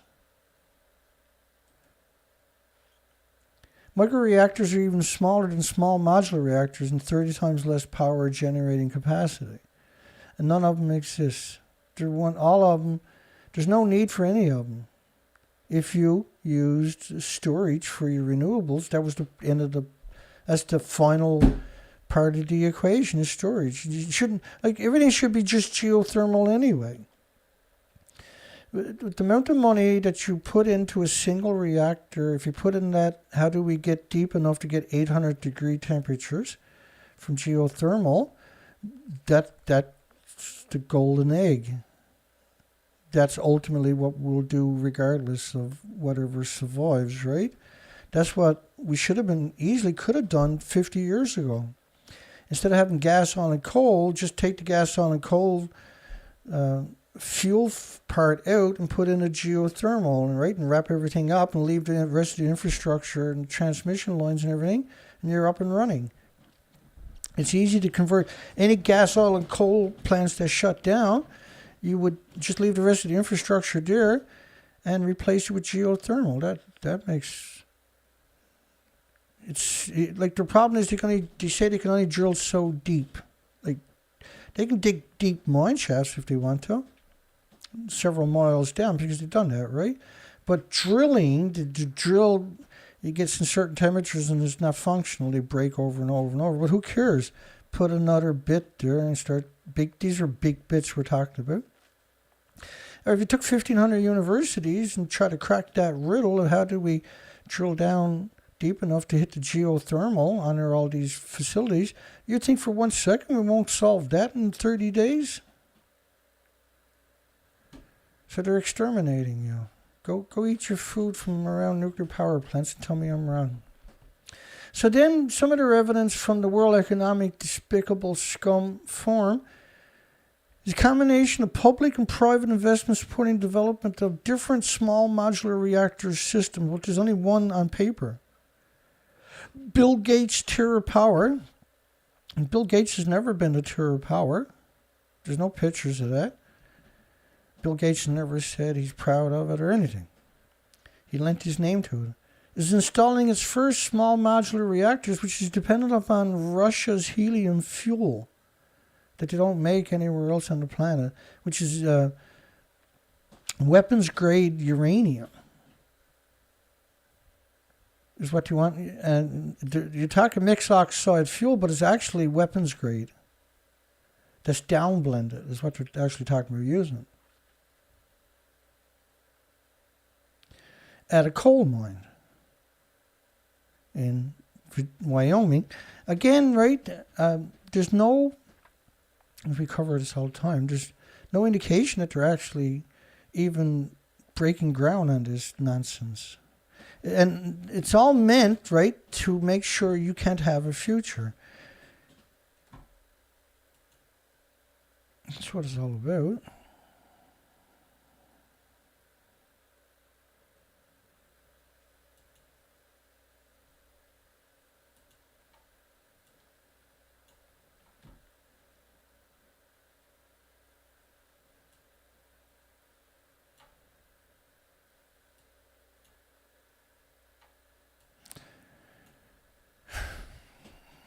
What else do you got? Another company, NuScale, is developing arranged next-generation reactors at the Idaho National Laboratories. This is 1,800 square mile nuclear wasteland, and that one's on top, like the rest of these legacy laboratories, on one of the biggest aquifers in that part of the country. Has created the first commercial small modular reactor designed to receive an official U.S. approval. It's the only one, but it's not a complete design.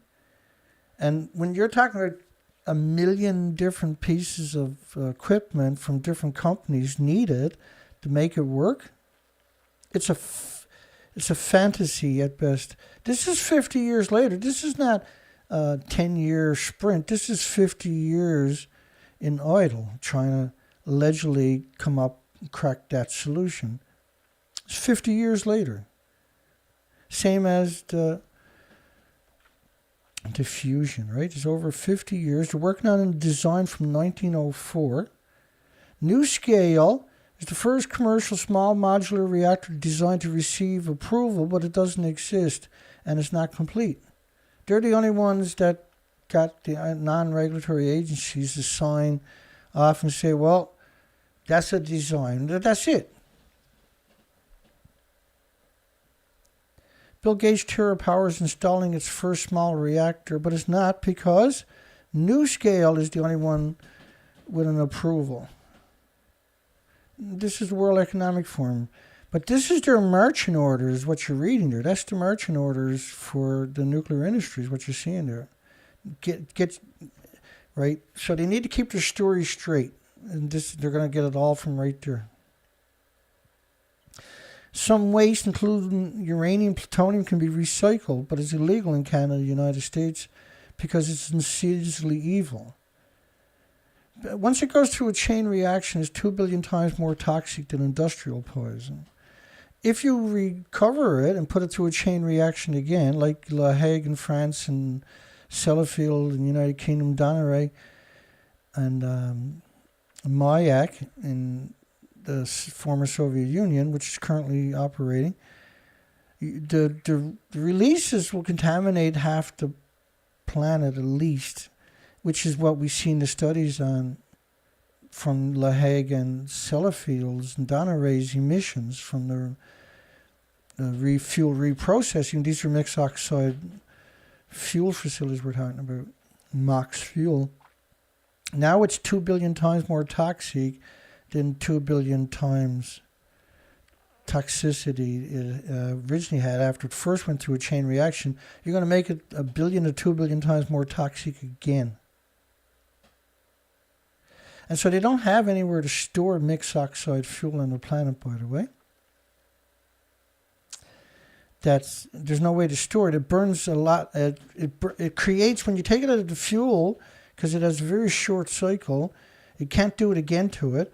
Now, it's going to boil off 2 or 3 times more water in the fuel pool. And what that means, it boils it off by splitting atoms. And those atoms are saturated into the water. The water is released up to tall, skinny stacks on these sites and the farms around them.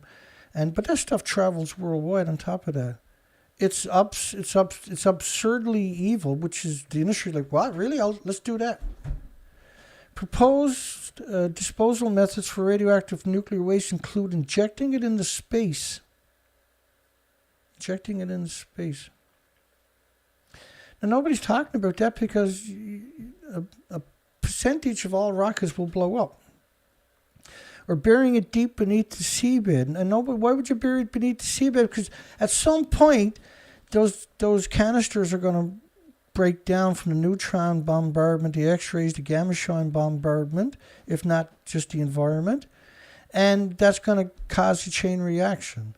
That's going to start consuming all the steel and rocks and all the dirt above it, and it'll eventually cave in because it's generating almost 10,000 degree Fahrenheit temperatures. So eventually it's going to punch a hole to the ocean floor.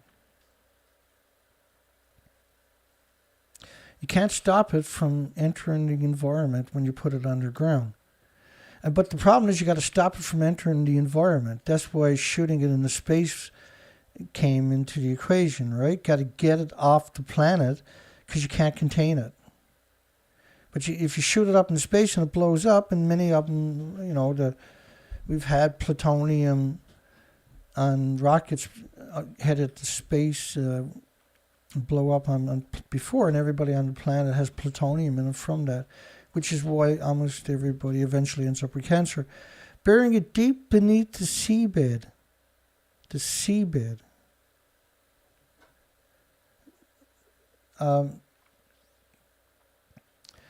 If you bury it on land, eventually it's just going to chew back up. It could be 100 years or 1,000 years or 5 years, but it's going to chew a hole back up to the surface at some point, see? Once the chain reaction is 9,000 degree Fahrenheit temperature, it doesn't need oxygen to burn is the problem, right? Burying it deep because it's splitting atoms at these incredible pressures and temperatures. And if you bury it deep like that, it's going to be, it meets one of the requirements, which is pressure, when it finally breaches. It's at a very high pressure, which is the perfect environment for it now to destroy the planet. The seabed. Bury it beneath the seabed. Now, this is the only people we hear talking about that was Finland and United Kingdom, right? Finland's currently, and United Kingdom is planning to put their so-called deep geological repository, aka a hole in the ground, out under the sea. There's no checks and balances to stop them. If we wake up the planet, if the planet finally wakes up, at some point it's going to have to. How can nuclear energy tackle climate change when it's climate change? It creates invisible plumes. Gas, oil, and coal doesn't do that. Pulsing energy almost at the speed of light every second. This is the problem with what I'm doing is the nuclear, trying to cover the nuclear 24-hour news cycles. If you challenge, and all we're doing is challenge each one of their laws, right? And you can see how many laws the World Economic Forum has produced in a single article. We're still on it. Is free from CO2 emissions that contributed to climate change. Again, common sense never prevails, does it?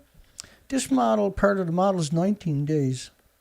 Gas, oil, and coal don't make emissions like that. This is an invisible plume covering the whole planet, pulsing energy every second. If that's not climate change, what the frig is? Because gas, oil, and coal don't pulse energy every second for millions of years.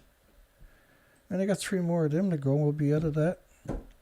I'll check the time, see how we're doing here. Nuclear output can be adjusted to meet different levels of energy demand. And small modular reactors that don't exist and probably won't can be paired with renewables like wind and solar. In a hybrid system, overcome intermittency issues. You don't need nuclear for intermittency. You need pumped hydro or compressed air storage or any other kind of storage. There's quite a few other kind of storages out there that'll work fine, including salt, where you can store energy at 500 degrees for weeks at a time.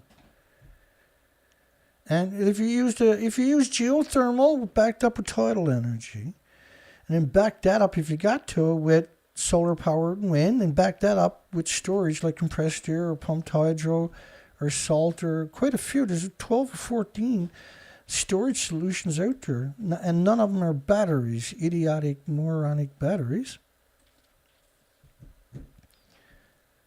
But this is marching orders from the World Economic Forum that have incredible influences in almost every government worldwide. And while small modular reactor technology is still being developed, the future for nuclear power is a transition fuel that increases the country's energy independence, which is a mantra we've been listening to since February, because all the major countries worldwide are part of UN and NATO, have placed embargoes against their only source of energy, which was Russia. Canada has been capping gas and oil for 40-something years off the coastline on the continental shelf. They have an absurd amount there. Enough to power the planet for 100 years or more. And all you're going to do is release carbon, which means plants grow and insects thrive and animals. And if there's no carbon, the planet would be an absolute naked wasteland with no life whatsoever. The less carbon, the less life, see?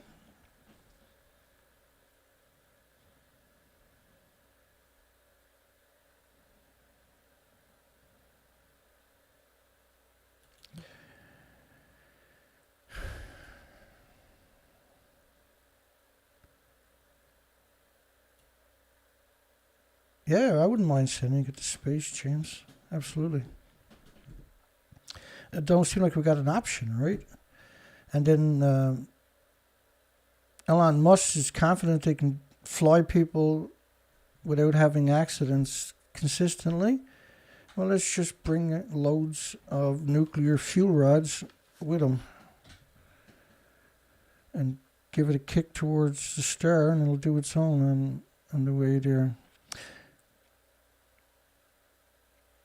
I'm against putting the nuclear technology into space, though, but we got to get it off our planet ultimately.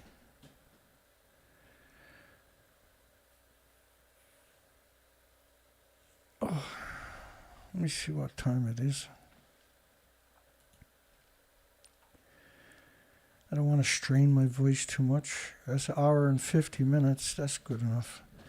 I keep pushing my voice. I'm still recovering pretty good, but I'm still obviously it won't be until next week before I'm fully recovered.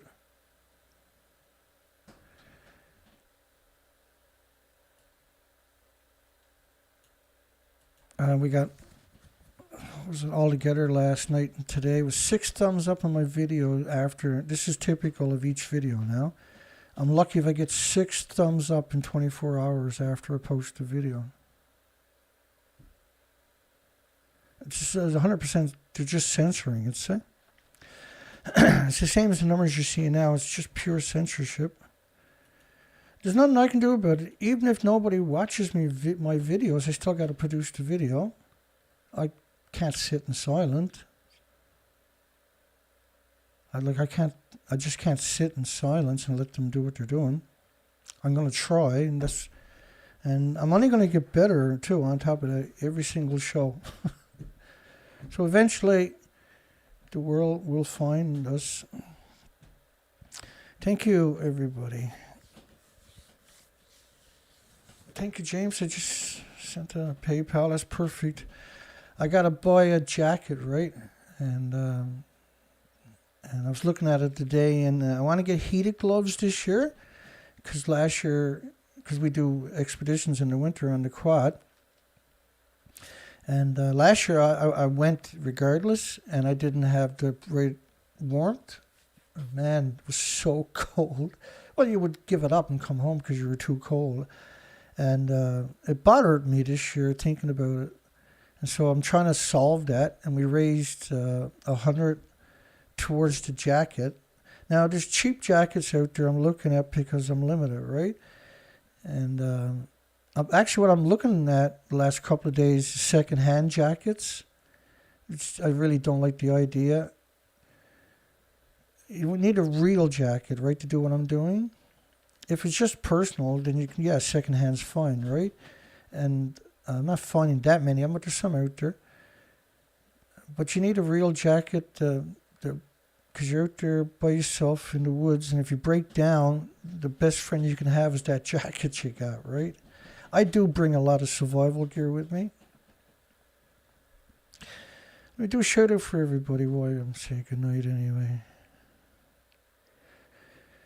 Good night to the old chunk of coal. I mean, Dana in the sauna. Old chunk of coal. I hear you, Dana. Colette S. Hi, Colette. Angel's Place. We're going to close the poll here. Let me close the poll right now. Was the video of journalists, and we showed this at the beginning for the first 10 or 15 minutes, was the videos of journalists faking Japan's Fukushima Reactor 4 and Reactor 3 fuel pools heinously evil? And 93% of the people said, hell yeah, that's evil. And, you know, that's pretty awesome. So Thinker, good night, everybody. James Lucid again. Thank you, James. That's pretty awesome. That makes things real. Richard McCann. Tomorrow I'm going to attempt, the weather was cold today, single digit. And tomorrow is going to be a good day for putting the fuel pump on the boat. I'm desperate to get back out there. And we've been held up for a few days because I've been sick, but then the weather's nasty. But the next 4 days, the low winds, right? So if I can pull it off, I will. Richard, good night, everybody. Mark Collard. Peaceware, good night, everyone. Might as well throw in some music, I suppose. We're at that moment.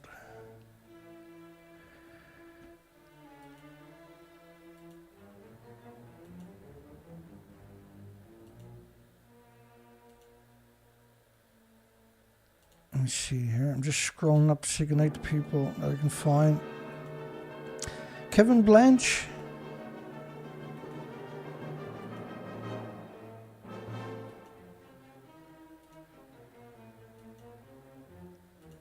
Last night we covered the die-offs of the whales. Over, well, almost 750 in the last 2 weeks, folks. Barks and meows washed up and died. It's extraordinary what we're talking about. Plus, we covered all kinds of other die-offs last night. That video got next to no views whatsoever. A Blue Jay Outpost.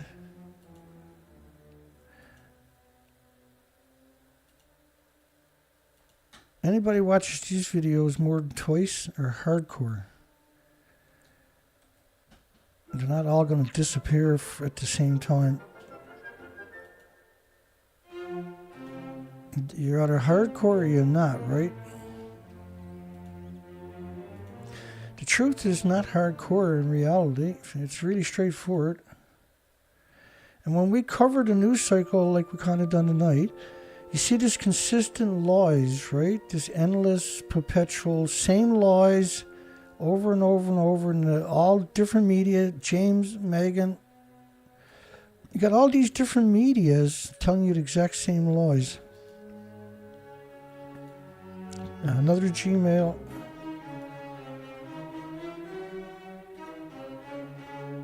And we're almost through it. Nancy Sands.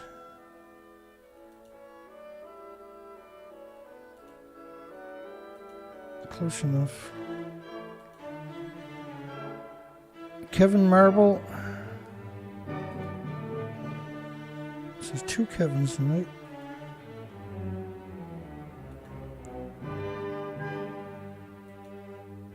Yeah, I'm still being sick for the last almost 2 weeks have taken the good out of me for sure. Darlene Pearl.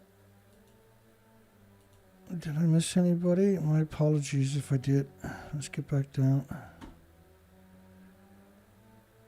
Thank you, Richard. Yeah, there'll be more die-offs, yeah. Yeah, we are carbon-based. We are all cold. I knew that wasn't personal, Dana. No worry. I was just trying to make you giggle a little bit. Obviously, I failed. I'll get you next time, though. I'm pretty persistent.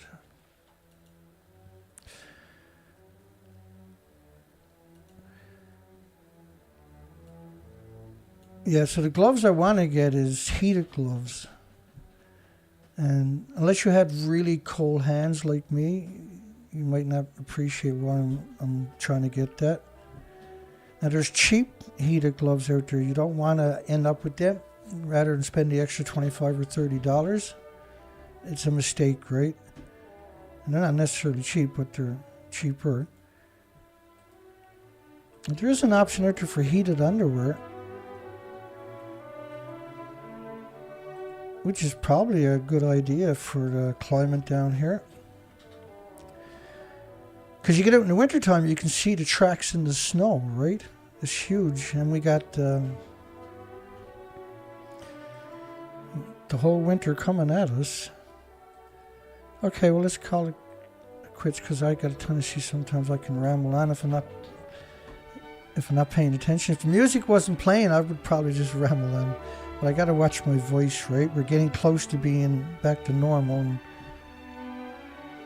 I was kind of hacking before we went live, and I was like, oh, shit. I'm super happy we got through 2 hours without no mass pumping the microphone, hacking up my guts. That's pretty good. Okay, let's shut it down, I guess. Night, everybody. God bless everybody. Hugs for everybody. Have a great night and a great day tomorrow. We'll see everybody tomorrow night. We got a great show, actually, all ready to go, packaged up for tomorrow night. Who knows what the 24-hour news cycle is going to bring in to spice it up even more. You know it's true. You know it's true. Good night, everybody. Take care now.